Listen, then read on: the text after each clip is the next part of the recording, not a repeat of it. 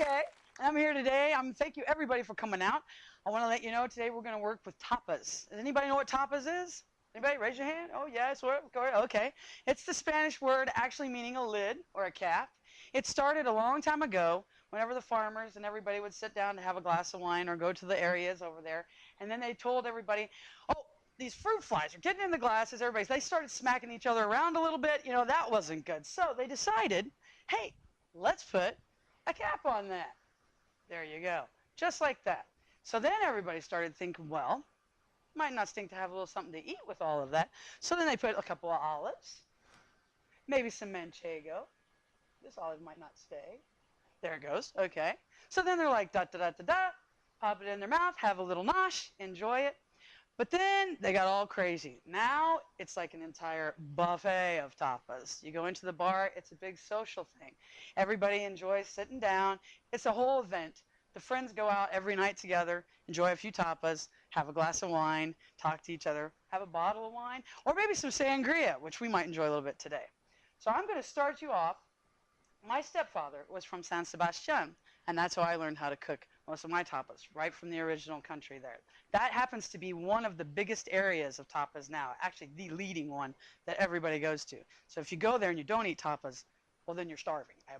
So, okay, we're going to start off today with one of my stepfather, Ignacio Gastesi was his name, and he called it tortilla de patatas. That is a famous one that you're going to see everywhere. So we're going to start off with patatas and eggs. This is a nice one that you can use. A lot of these actually were, you know, just for the common group, the common people, they sit and have this for dinner because they eat light, you know. So they would make these tortilla de patatas, a little bit of bread, glass of wine, and they also just had that in their home. So they enjoyed it that way, and they called it kind of the poor man's dinner or the average man's dinner as well. Now it's become where it's all in the tapas bars, and they do many different variations. Today I'm going to do a nice colorful one using some peppers, using the eggs, of course the patatas. So we're just going to crack several eggs. Simple enough. Get my towel, handy dandy towel. So you get the eggs, whisk them together. Now you can use milk in this, but everybody knows, so I'm Chef K. I also do fat taste. Little fat, right. So I don't use the milk. You don't have to have it, but you can put a little bit in. But if you use, what I always use in my logic with the fat taste, little fat, I like to do with the flavors of the peppers, the herbs, all of that. Let that do the flavoring and the spices, and don't add all the fat.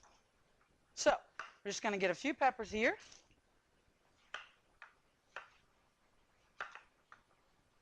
And you want to chop them up just in a nice small pieces,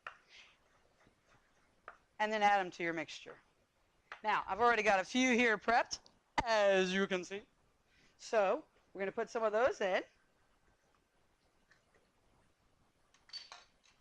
Then we're going to do just a little bit of garlic salt. I don't add a lot of salt, but I like a little bit. A little bit of garlic powder. Shake it off there. Shake it off, shake it off. Sorry, got my fingers all coated. And then we're going to do just a little bit of seasoning salt. And then I've got the herbs de Provence. So I put a little bit in there, get some more flavors. Now, I've pre-boiled the eggs, the potatoes just a little bit.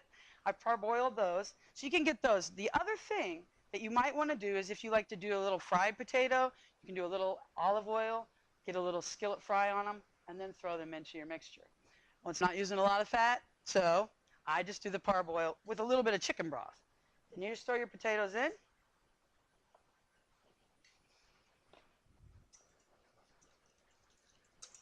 And you got a beautiful mixture. Look at that. That's looking nice, right? Yeah, so we've got our spices. We've got everything. And then you want to put it in. You have an oven preheated at 350. You're going to put that in. You're going to bring it out. Let it bake until the eggs are solid.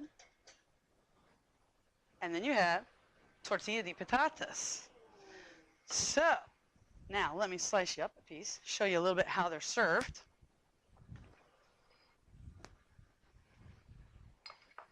Is everybody enjoying this? Do you get the smell? Can you smell that on the cameras there? So we want to get a fresh knife here. A little bit of a cut. Now, when you go out for the tapas, like normally, if you're just eating them and you're getting several ones that'll be along the bar, they'll just be in a small square, the tortilla de patatas, or they might have just a small triangle, much like I'm going to do right now, that they can put in the dish.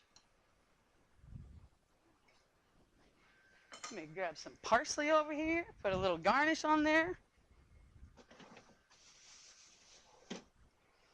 By the way, this is my dream kitchen here, provided by Ferguson in Williamsburg, Virginia. I'm going to take it home with me, I think, pretty much. And we add just a little bit of parsley.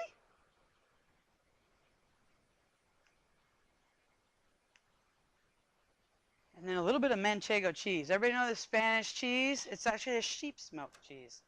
So a little bit of manchego on top of that. And there you have tortilla de patatas. All right.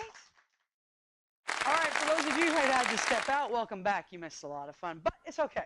So I'm doing salmorejo cordobés next. Everybody's had a little bit of the tortilla de patatas, and I've got a little bread here that I've just crusted up. We're going to serve that with it.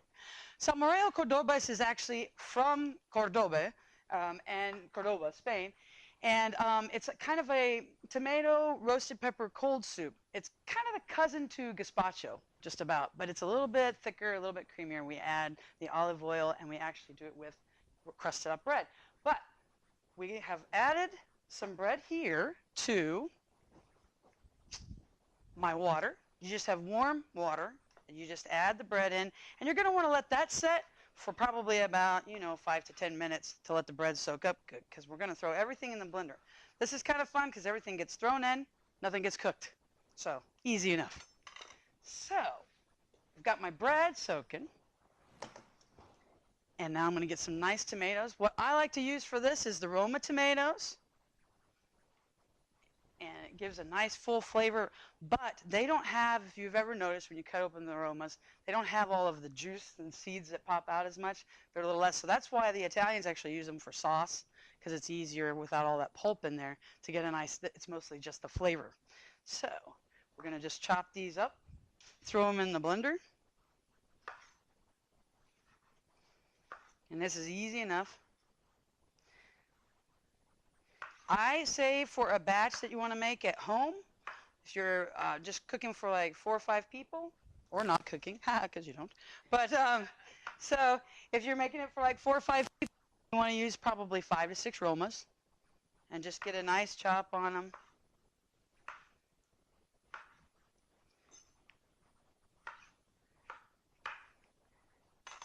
Throw them in the blender.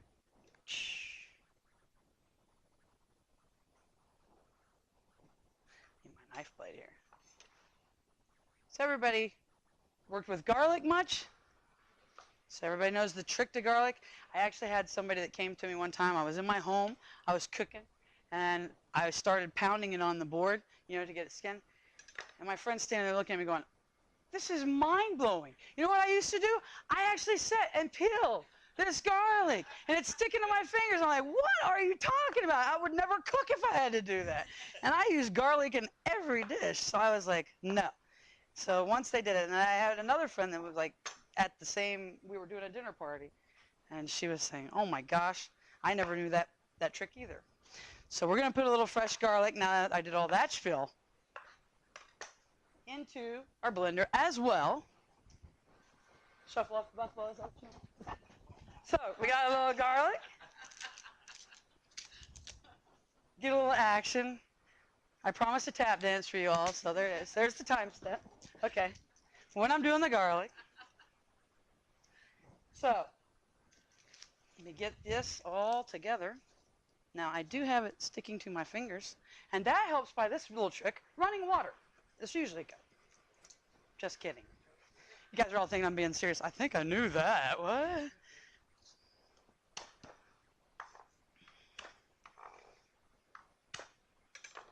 So there you go. just falls out. Nice and easy enough. Or not. So we're just going to get an even chop on that. You don't have to worry about it because you're pureeing it in the blender, so you don't have to worry about getting everything, you know, micro size, perfectly chopped, which is another reason why a lot of people say they don't like using fresh garlic because it takes so long to get that even chop, so they go with the jar. I can't do it. I grew up in Italy. My mom moved me there. They didn't use that stuff. They used all the fresh stuff, so I have to. I can't bring myself to use the jarred stuff yet. Maybe after I don't know. I never, probably. All right, so we're going to start by adding just a little bit of chicken broth.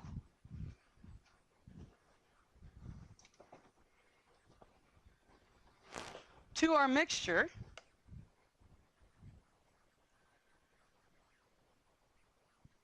We get a little chicken broth in there. We've got the tomatoes in there. We're going to get some fresh parsley going. Just get a nice chop on it a little bit. I like to use the flat leaf parsley, obviously. The curly parsley is most for decoration, in my opinion. This has much of a more well-rounded, full flavor. So we toss that in. It's starting to look pretty though, right? Christmassy.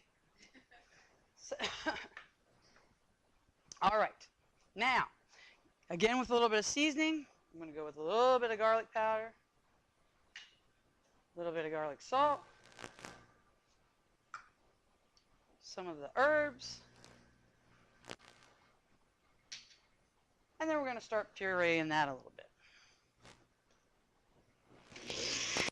Should I dance again? So you see it gets a good chop on it. You want to kind of just pulse it through a little bit.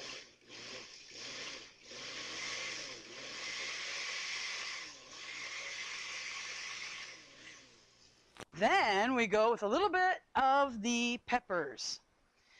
The Spanish, you'll notice they use pepper in just about everything. Yep, they love the red peppers, the piquillo peppers they call them, the pimentos, because they put the roast on the red peppers. And that is just about in everything you can get. Now, I like to put a little bit of the fresh, and then you can get these at any local grocery store, just getting the jarred roasted pimentos. So I like to use those as well. It gives it a well-rounded flavor. What we're basically doing with this soup is it gives about 6 different layers of flavor. You get the bread we're going to add in there, and actually brings through the crustiness of their kind of rustic, you know, baguettes. And then you also get the garlic, the freshness of that, because it's raw garlic, so everybody knows, you know, that it's got a little spice to it as well. And then you get, as well, the peppers and the roasted peppers. Everything just kind of comes together, and it's like a little song in your mouth when you get done. And you add a little bread to it, and then you're like, fabulous! So we're going to do a couple of just regular peppers, and then a couple of the roasted peppers. Toss those in. If I can open my blender. Very nice. We're going to throw the bread in. It's nice and soggy. So what you want to do, this is all fun. Now, I don't know. I'm the only chef I know that hates to get my hands messy. I mean, I know. So this is not always fun for me. I wear gloves usually, but you want to drain that water out. It's soft. Get it squishy. Pretend like you're a little kid again. Pretend that you're playing in the mud. So, except it's very clean mud. It's just bread.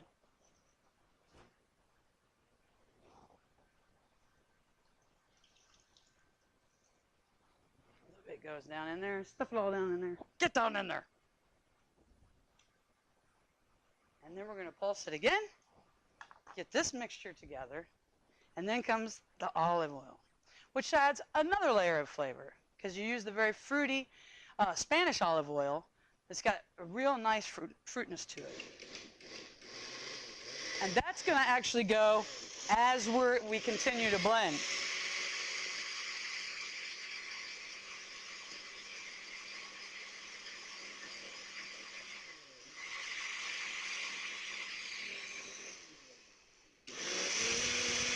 Now we're getting high gear. Pick it up a notch. And then we're going to just kind of drizzle that olive oil in. Can you hear me?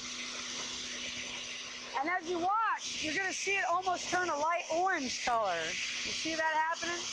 That's just drizzling that oil in. See how it's changing color there? Does not go there. Don't know what happened. And it gets nice and smooth. Can you hear me now? And it's gorgeous. Let's make sure we have enough salt.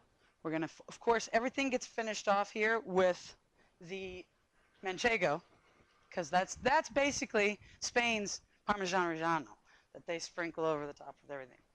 So, see how that is just a beautiful color? Pour it in. Ooh. Now, we're going to get back to that, and I have a little trick for you. We're going to boil some eggs and get started. I've made a mess. No problem. Pay no attention to behind the blender. No.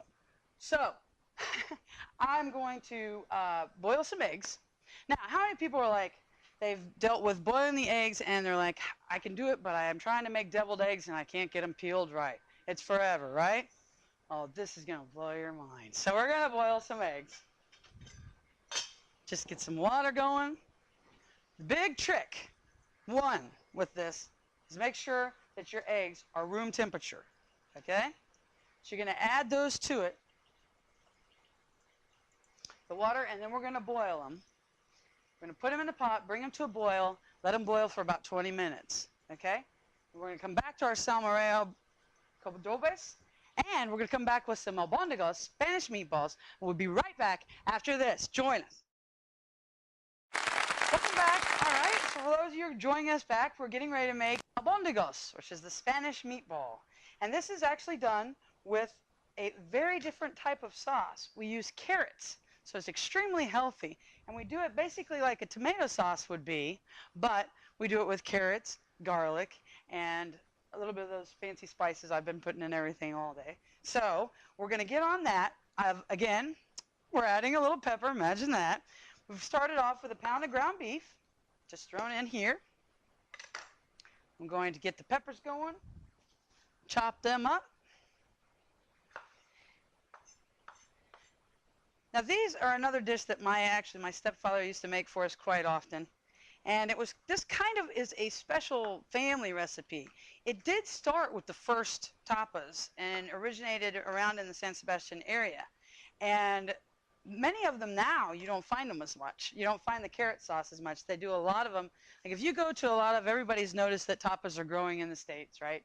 You can find a bar to go to a tapas bar or a restaurant and enjoy, sit down and have your wine and everything. Well, they don't have this one. So this is kind of a special, you are getting a very good taste of Spain today. So it's a family recipe almost. So we got our peppers in. And we're going to add a little onion, a little garlic. Garlic goes in everything. I'd put it in my ice cream if I could, I think.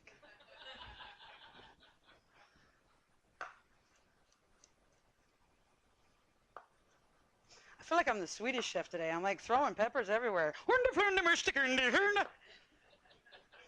it's good, so we make it a Spanish meatball in here. I'm going to cook with him one day. I feel it. Everybody remembers the Muppets, right? Oh, yeah, the Swedish chef. Or Animal. Redman! Yeah. He was one of my favorites. He was crazy. So we got the garlic in. I'm going to do a little bit of balsamic vinegar.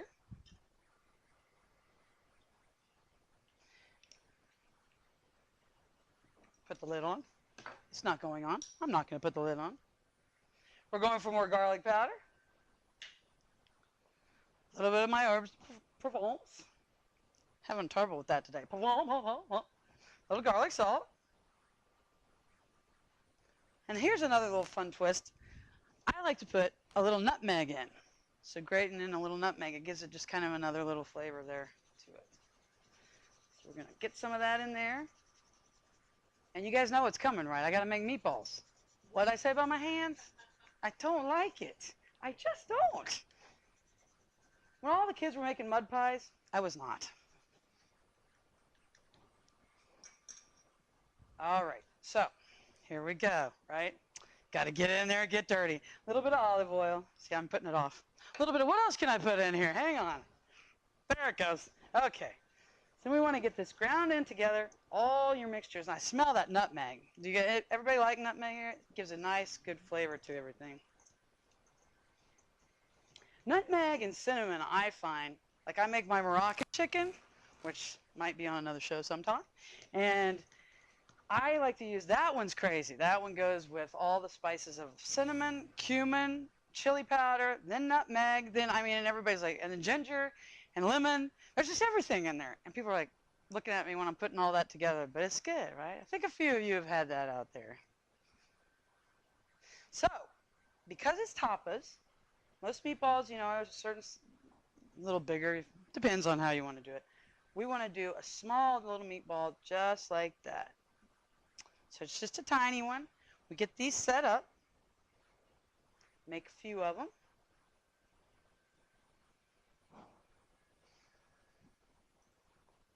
Then we're going to add some olive oil to a skillet. Roll them, roll them, roll them. Here we go. Excellent. Okay, now we're going to do just a little olive oil here.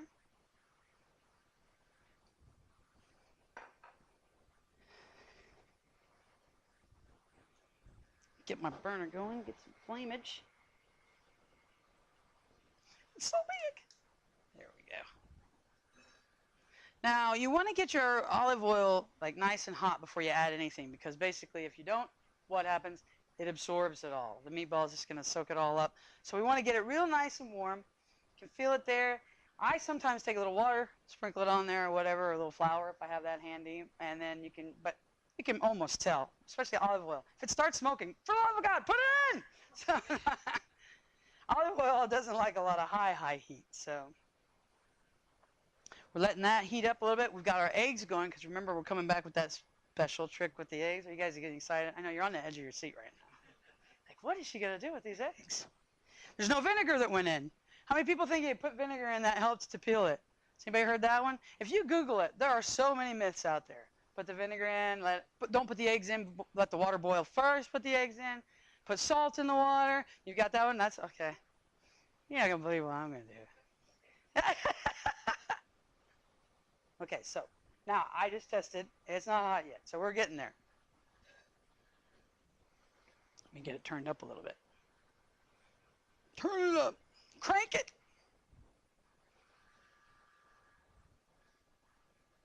So with our carrots, and you can be getting these ready. I like to cook the meatballs first, fry them up a little bit, and then I do my sauce later. Or, actually the sauce, and this is good, you can do it even a day ahead. Now I'm hearing something there. Yeah, a little bit, maybe, something? There we go. There's that sizzle we're looking for. So, you can do the sauce ahead if you want. You can make it up to a day ahead, because the carrots do take a little time to cook. And it depends on how little that you get that. You want them nice and thin like that. You see that? So thin carrot. And then these guys are going in. When you get those set, you're going to do, I do a half a pound or a pound, whatever, one of these packages, slice them real thin. You're going to add some garlic. You're going to add your carrots. You can do vegetable broth. You can do chicken broth. You can do beef broth if you want. I usually do chicken broth. We'll get a shake on our meatballs here. Or you can stir it if you want. I'm a shaker. I like to stir it around like that. Ooh, see the flame? So, then you can get your carrots cooking up. Once they have boiled and gotten completely soft with the onion, with the garlic, with the spices, which are going to be more garlic salt, just in the water, and your broth, okay? Once you've gotten all of that done, and you've got these meatballs seared off, you're going to keep searing them. Then you can now, if you want, you don't have to finish the meatball in the skillet. Once you get a little bit of a sear on it, you can turn it off, pop it right in the oven, finish them up. And that's why I like to use the Lake pans or something that, you know, you can just have them there, then throw it in the 350 degree oven and let it finish by baking it off, okay? You get that there? Can you smell it? There we go. And our eggs are coming to a boil. Nice. Okay, so what I would do at this point is I'm going to take it off, pop it in the oven, and forget about it. Okay, so then we're going to keep working with our sauce, get our broth on, get our carrots on, get everything softened up, and we'll be right back to finish up how you plate up albondigas. Okay, so welcome back. We've been working on the albondigas. Everybody here is smelling all the smells. They're like, I'm ready to eat now, right? Our eggs are boiling, because remember, I'm keeping you in suspense about that. But we're doing it for about 20 minutes, you said, so we're going to get that going. Now, we're going to finish up plating our albondigas. What we usually do after the carrots and all of that mixture had gotten done, I puree it. So you missed that at home, but we've got it pureed. We're ready to go. We're ready to plate up, and the way they would serve it. So get our nice dish here. We've pulled out our meatballs. And you get 2 or 3 on your plate. And then we're going to do some sauce. And you see that this has got this beautiful, just nice, really vibrant orange carrot sauce with the roasted pepper in it. Giving a lot of the flavors. And remember, I know everybody's like, that's not a meal, but remember, this is you're eating like 5 or 6 of these tapas whenever you sit down. So you have different ones, and then everybody usually shares. And finish off with a little chopped parsley, flat leaf. Eggs are doing all right. Checking on those. And can anybody guess what else I'm going to finish off with? Ah, the cheese. Manchego time. A little bit of parsley. That nice cheese. Look at that. Oh, so good, right? So good. Nice. And there you have it. The albondigas. Ready to enjoy some of that right there? Oh, help yourself. Look, front row gets the first ones. Uh-oh. Excellent. Don't worry in the back. Don't worry, everybody. We've got more coming along. We've got some right over there. Everybody's mouth's watering right now. Let me get you a few.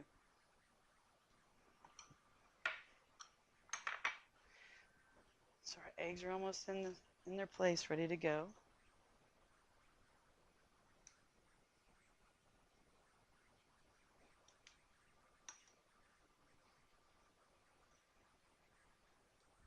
Now we're going to move on to one of the most popular, and I'm sure all of you have heard of, Spanish dishes, paella, right? So paella's got a little bit of everything. What I want to show you guys is how we can do it. It's definitely a labor of love. There's a lot of different meats in there, but I want to show you guys how we can do a little bit of an easy way, because the saffron rice, if anybody's ever tried to purchase saffron, you know it's pricey, right? Well, Chef K tries to help you on how you can get things that work for you, and work in your budget, and still taste good. The Mahatma that you can find just about in any local store, yellow rice, is also a saffron rice, and this is Vigo, which is a Spanish saffron rice. You just buy it, cook it just like it says. It's about 20 minutes. Now, I add just a little bit of vegetable broth to it when I cook it, and I let it get all set up. They say just use water, but I like to give that little extra kick to it. So you're going to prepare your rice, get everything set. We're going to start out with some chicken. And, of course, I'm going to get a different board that I want to put on top of here, because we don't want any contamination. So we're going to use a plastic board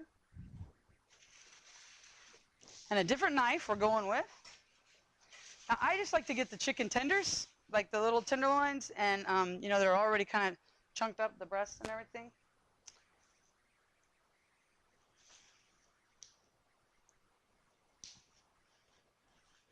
And while we're cutting some of that up, I'm going to go ahead turn my burner on.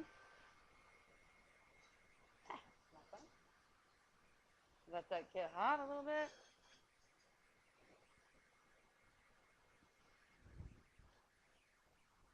We're just going to chunk the chicken up in little bits and pieces like this. Now when we're making it for a smaller version, which would be like the tapas size, then we're not going to use a lot of everything. You're just going to have, you know, if you're serving with the tapa size, then you're going to be serving like a couple of people, just again with a little bit. Because if you guys have realized, we've been munching all day, right? We've been having little meatballs, we've been having a little, you know, the tortilla, and now we're having the paella, and we had the salmorejo. So with 4 or 5 of those, it almost starts to feel like a meal, but you just have little bits of each one, right? All right, let me get a good wash of my hands.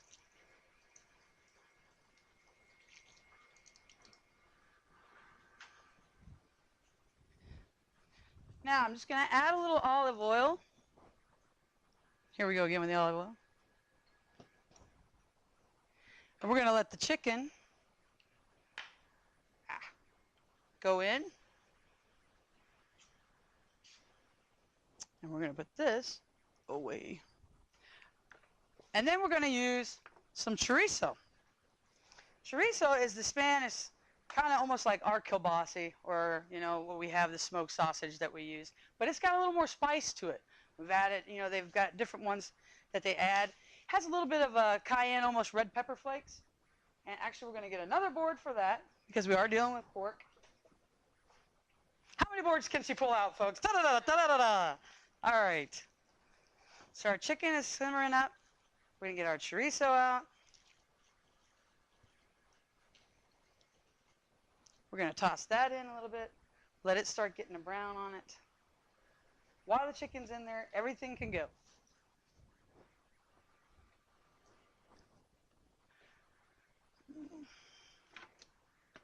Okay. Now, we're going to move on to some peppers, some onion, some different things that have to go in. I like to use Vidalia onion because it has a sweeter flavor, so it adds that to it.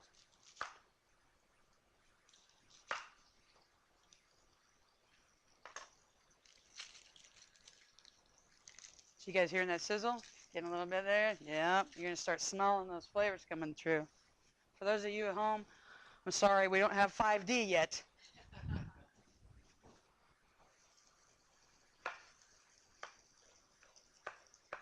Now, when I do the peppers for this, I don't worry about getting them real small.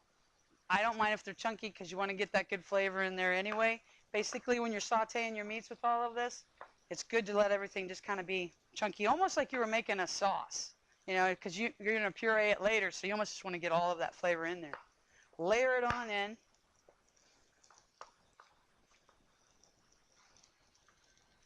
Just toss it in with it. You get some of those smells yet? Yeah. Yeah.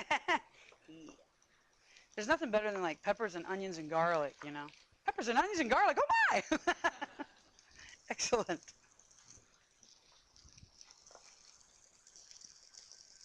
You stay over there.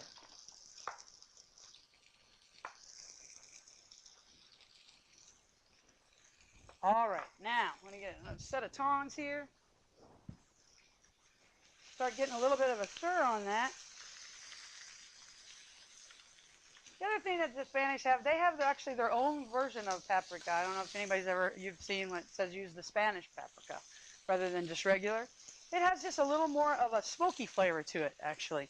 So it kind of gives, that's what is also in the chorizo. You get that flavoring as well. See how those are getting that nice brown on there? Excellent. Chicken's getting stirred in there good.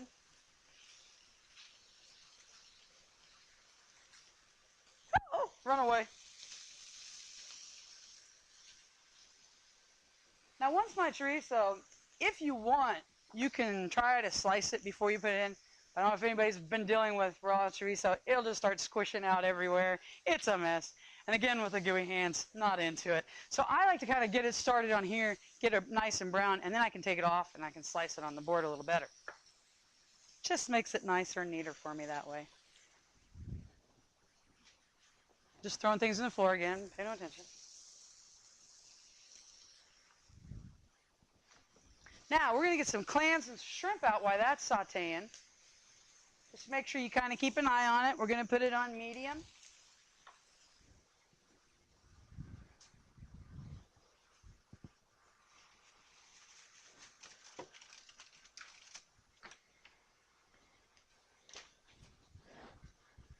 Got some nice fresh clams going. We're going to get ready for those.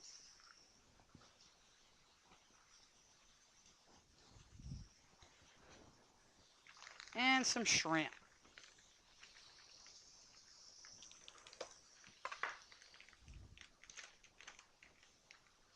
I'm going to put that there.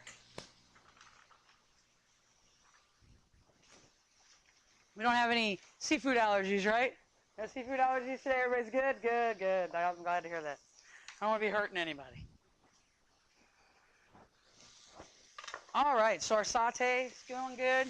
Got the aroma over there? Smell. Yeah. See, that's why I had to feed you something first, because it was going to get ugly in here. People would be like, hey, what's happening? Feed me.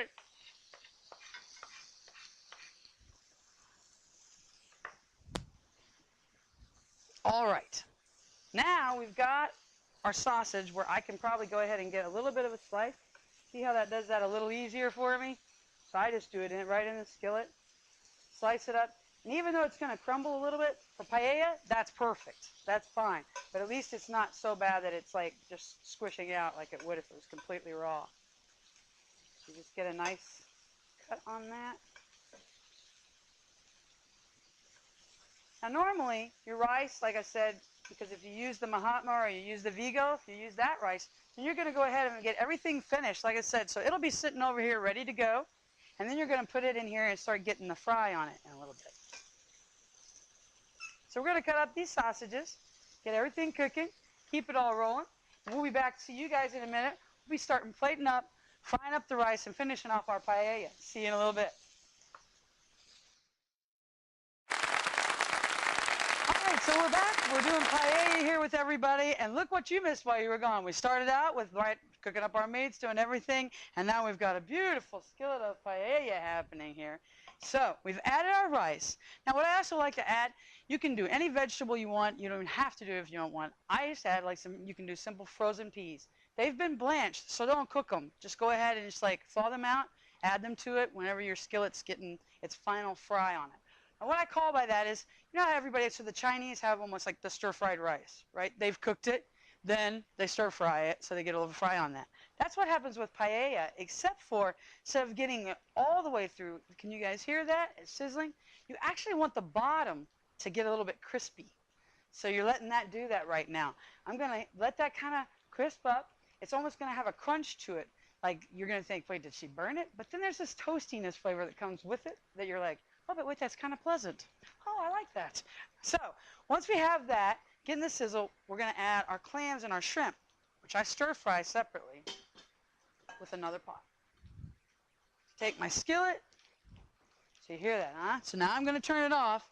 And this Le Creuset has helped me out here and provided these great pots. And they actually will continue, it'll continue to simmer in there, and even though I've turned the heat off. If you just leave it there, cover it, that's still going to let that crisp up. So we're just going to let it do its thing. While it's doing its thing, I'm going to do my thing over here with some shrimp. Okay, so we've got our clams. Should have taken the tag off. We're going to dump those in. Now when you're working with clams, how many people have worked with fresh clams here often? Yeah? Okay, well when you're working with them, little trick is you obviously want to know if there are any that are open, then discard them. You don't want to be using anything like that. And another way to tell if everything's good and healthy, if they're just a little teeny crack, which I look like I have so many good ones here, I can't even show you. But if they have one, you can do a little bit, there it was, a little bit of a pinch, and it will stay. He's like, oh, wait, what's happening? So it closes up on you. So clamps up, as I would say, right? So you just want to make sure you do a check on all of that. And then we're going to give it a nice rinse.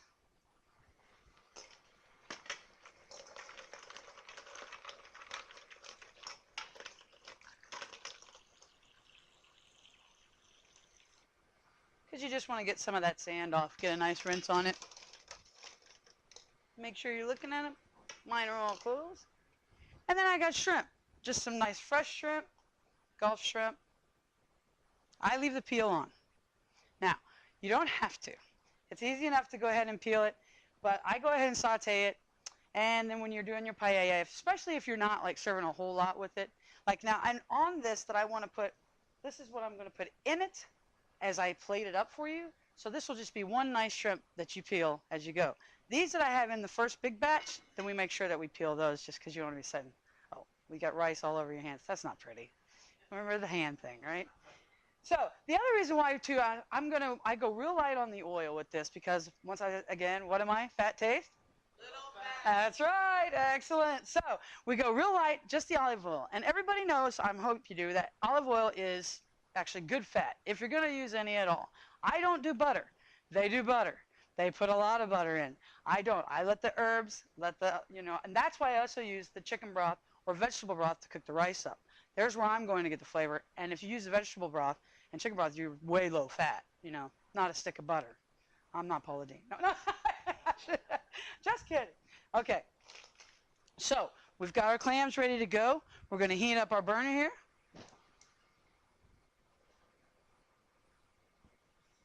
Get the skillet going. And here's where some fun wine comes in. I like to cook with wine. Sometimes I put it in the food. Ah, there it is. Little delay reaction. So we're just going to do just a touch of the drizzle. And we're going to just break a little bit of garlic in there just to get it some extra flavor. One or two cloves is going to be fine because everything that you've put in the paella already to get all the flavor, you're fine. You're just getting a little bit with because the white wine is going to give it a whole nother additional layer of flavor to the whole dish. My clams are getting ready to open up. Now you guys can see the shrimp has a nice, good color. So I'm going to start ahead and plop those out. Put a few in here. When that shell, look how that shell's just popping off itself almost. See that? That's what we're looking for. That's when you know they're still juicy. Because you want to overdo those either. I think the clams are starting to get a little bit there. Oh, look at that. That shell is almost off. Nice.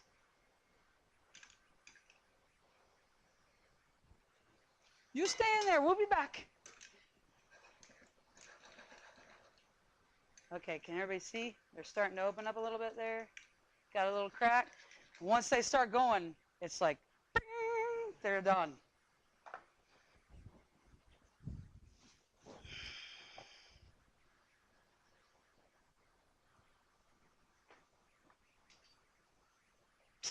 Can I get some more stuff out here? Bring it on. Just pack it up. Come on, guys. There we go. Now, I might just put a little bit of like this on here. And get some little jump start. They've started doing the crack. So if you want to do that, you can kind of ease it through. They're waking up a little bit. Stop watching them! I told you! There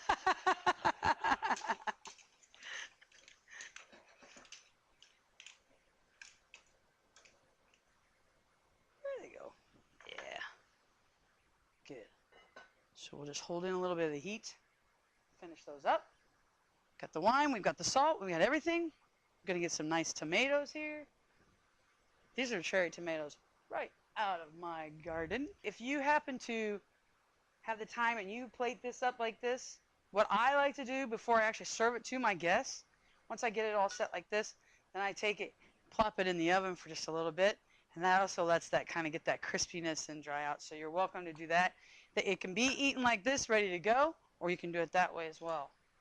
You're going to give them a clam, another good clam, one of these nice good shrimp, oh, big shrimp, big shrimp.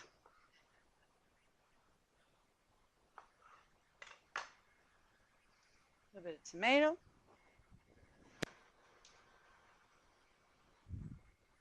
some parsley.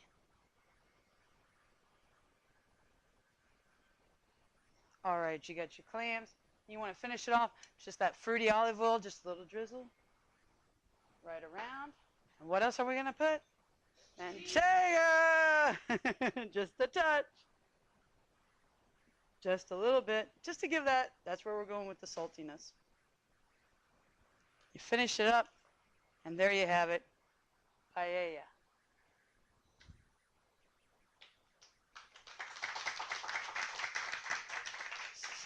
So, I hope you guys have enjoyed.